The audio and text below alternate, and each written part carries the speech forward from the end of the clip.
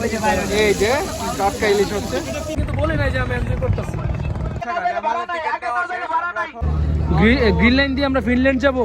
আমরা তুলাতলি মাছঘাট থেকে এখন যাচ্ছি ইলসা ফেরিঘাটে। তো এখান থেকে আমাদের লঞ্চ হলো 2:30টায়।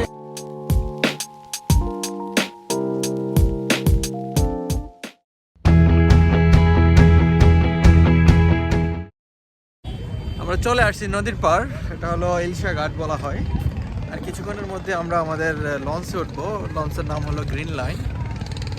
গ্রিন লাইন আসলে 2টা 2:30টায় ছেড়ে যায়, তো আমরা প্রায় আধা ঘন্টা আগে চলে আসছি। আধা ঘন্টা আগে চলে আসছি।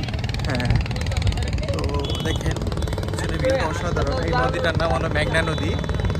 তো আমার সাথে আছে আমার নাইম সান, খুব এনজয় করতেছে, খাওয়া দাওয়া বলেন সব দিক। আমি তোমার বলছি আমি এনজয় করতেছি। হ্যাঁ, আমি কিন্তু বলি নাই যে আমি এনজয় করতেছি।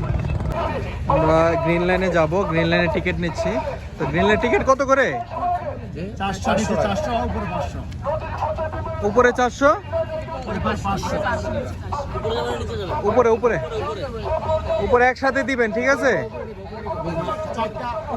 4টা উপরে একসাথে দিবেন। তো গ্রিন লাইন অনেক সুন্দর একটা লঞ্চ। তো এটা কতজন যাত্রী লয় লঞ্চ? 600 লোক যাওয়া যায়। তো উপরে গেলে 500, নিচে যদি সিট নেন তাহলে 400। তো আমরা টিকিট নেওয়া হয়ে গেল। এই যে টাটকা ইলিশ হচ্ছে।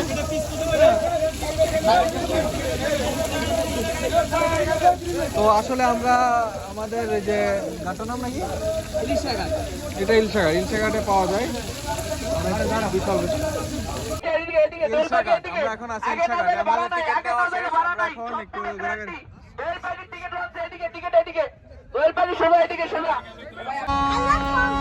আমাদের লঞ্চ চলে আসছে।